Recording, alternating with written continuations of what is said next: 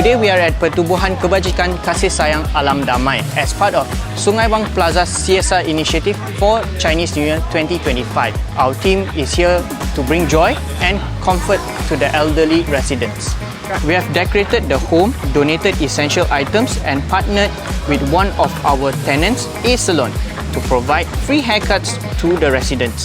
To make the day even better, we have organised a lion dance performance and appearance by our God of Prosperity to bless the home. On top of that, earlier this month, we began repairing and repainting the house, addressing leaks and damages to give it a fresh and cheerful look. Today, we are finalising the restoration and ensuring the residents have a wonderful environment to celebrate the new year. We are also coming together today for a very special moment, the traditional Yisang tossing session with the elderly folks.